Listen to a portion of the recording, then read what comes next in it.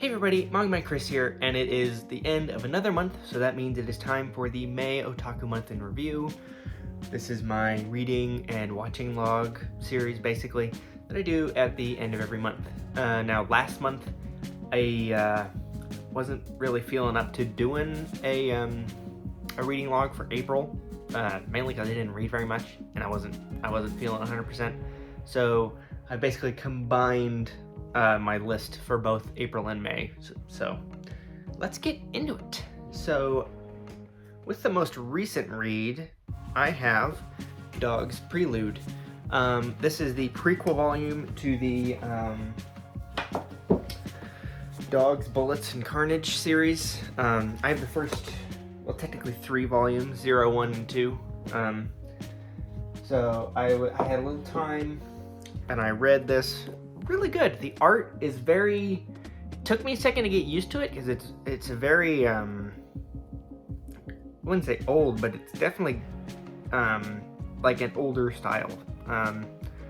And it's quite unique in the way the characters are portrayed. You know, they look realistic. They're not like you know, super beefy or like overtly sexualized. They look like realistic people. So that was kind of like, this is a little change from how manga is usually drawn. But it was really good. It was really gritty. It was dark, and I really liked it. And surprisingly funny. I wasn't expecting it to be very funny, but this redheaded character in the cover, he from what I gathered from this first volume, is he's pretty much the comic relief character. And there's these like cool tidbits at the end, like about the different guns that the characters use or weapons that they use. It's overall very good read, and I'm looking forward to getting into the rest of the series.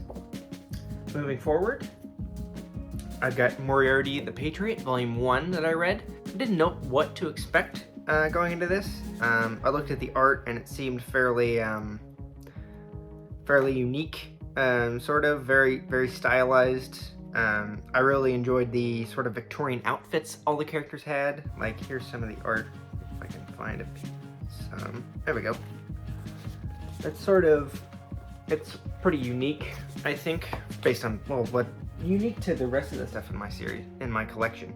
But yeah, really like this. I have Volume 2 ordered. It's on the way. Looking forward to getting into the rest of this. Keeping the manga going, I read Volume 10 of One Punch Man. Finally got back to some more One Punch Man. This volume, really good. I've seen Season 2 of One Punch Man, and this is basically right in the middle of it. Way better, in my opinion. I know Season 2 overall was not as good as Season 1. Season 1 is probably one of my favorite seasons of anime in general. It's a really fun show.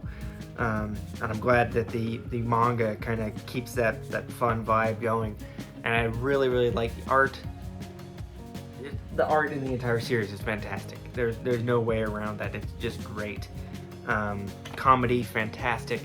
You can really tell that these two put a lot of effort into their work, and it really, really shows. Overall, very, very good read, and I'm probably going to be picking up Volume 11 soon. Next series is Komi Can't Communicate, Volume 12. I read this basically as soon as I got it. Love Komi. Really, really glad the anime got announced. Volume 13 comes out in a couple days, as of I'm filming this, which is really, really nice. I still don't know what the cover looks like. If you look on Amazon, it says it still doesn't have a cover listed for Volume 13. But, yeah, Volume 12, really, really good. Still really cute. There was some more relationship progression, I think, a little bit. Although I might be getting, getting my wires crossed with another book in this. But, yeah. They introduced a cool little, like, younger friend character for Komi, and the interaction she has with her are just freaking adorable. And the art is still fantastic. Like, if you haven't started Komi, I highly, highly recommend it. And, you know, if I look at the art starting from Volume 1, You can really tell how the artist's style has progressed. You know, the characters, their traits are a little bit more amplified. Like, look at that. You can see the difference in the covers. Like, Volume 1, Volume 12. You can see the difference. And just really, really good. Alrighty, so moving on. These are the books that I had read in April, and it's pretty much just these. I read Genjiken, Volume 4, Volume 5, and Volume 6. Story progression in these volumes, really, really nice. A couple of the main characters graduated at the end of Volume 6. I'm not going to say who. If you want to know, read it for yourself. But really, really good. There's this sort of love triangle, not really love triangle, sort of developing. I don't really know how to describe it. It's like like a love triangle with an invisible third side, sort of. But yeah, really, really good. I've started picking up the second part of the manga. I have yet to finish it. I have yet to read Volume 7, but I'll probably do that soon when I get some time. But yeah, Genjiken, really, really good. Moving on. This is the series I got my wires crossed with a little bit. Don't Tell Me Miss Nagatoro, Volume 7. Pretty much read this as soon as I got it too. This is the volume where I thought there was quite a bit of relationship progression between Nagatoro and Senpai. Really, really good. Art is great, wholesome, really, really cool. I've yet to start the anime. I'll probably do that, I don't know, soon. But yeah, if you're interested in sort of like a comedy, rom-com comedy, basically a rom-com, that's not really, it's wholesome, but it's a different kind of wholesome from Komi. Go for Nagatoro. It's really good. I don't know if there's any like supply issues. There's been a lot of supply issues with certain series. I don't know if Nagatoro has that since I'm basically up to date. But yeah, give it a try. Or at least try out the anime. Moving on, I read Grand Blue Dreaming Volume 1. This volume was hilarious. Super funny. It's basically Frat Party the manga. There's a whole stint for a few pages where the main character wakes up at school with a huge hangover and he's not wearing any clothes. He can't remember what happened, and he basically has to piece together what happened. And you know, his buddies are like, he's like trying to leave a party, and his buddies are like, "No, come back. You need to drink more." And it's just super funny. The art is fantastic, surprisingly beautiful at certain points. Like this panel, I was like, wow. Like that panel itself just wowed me.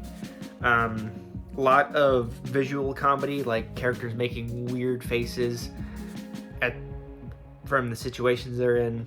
Really, really good. Highly recommend you pick up Grand Blue. I have Volume 2. I have yet to read it. But yes, very, very good. And the last manga I've read the last 2 months, I guess, was Otaku Elf Volume 1. This is my first 7 Seas manga. It's a little bit smaller than like a Viz, so just to let you know if you plan on collecting it. But really, really good. The art is fantastic. And here's a panel. Really, really good. I really like this first volume. Definitely going to be picking up the second volume. Super cozy read. The characters at the beginning don't seem to like each other very much, but by the end you can tell they really, really do care for each other. Just overall, really, really good volume. Pick it up if you're interested. Now, moving on to the anime section of the video. This section is not going to be very long because the only anime I watched in the entire month of April and May was the Cowboy Bebop movie. I didn't really have time. Here's the inside. Anyone's interested. I picked this up off eBay for a really good price. Glad it's a Blu-ray. The DVDs were available, but if the Blu-ray was available, I would have picked up the Blu-ray. Really, really good. I'm glad I was finally able to watch this. I'll probably be picking up the Blu-ray of the series soon, just so I can have it just in case, you know, it gets pulled off of the streaming services that it's on. And it's just a really, really good series. The movie is, how long is it? It's an hour and 15, or not an hour, 115 minutes, so like an hour 45. Really, really good length. It has some really, really cool like special features. Just overall, really good. I can't stop singing praises for Cowboy Bebop. It is one of, if not my favorite series that I've ever seen as of right now. Probably Full Metal Alchemist Brotherhood is a close second, but Cowboy Bebop takes the top spot. Probably be getting some Cowboy Bebop merch soon, maybe some disc plates or maybe some t-shirts, stuff like that, just because I love it that much. Really, really good. If you can get it, highly recommend it. If not, the series is on Funimation. I know that for a fact because that's where I watched it. So if you're interested in Cowboy Bebop, it is a classic series. It's on Funimation. If you have it, give it a watch.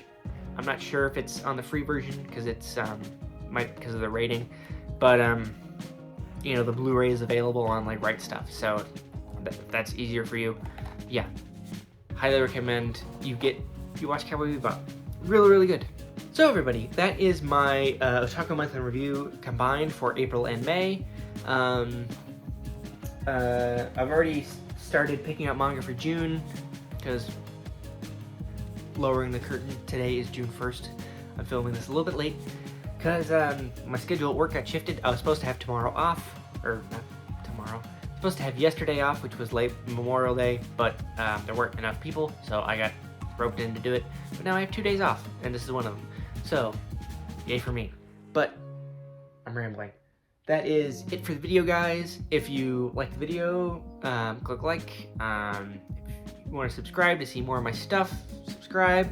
Follow me on Instagram at MangamanChris. That's where I post most of my stuff. I try to post at least once a week now that I'm fairly busy. Please share the video around. But yeah, that is pretty much it, guys. I will see you in the next video. See ya.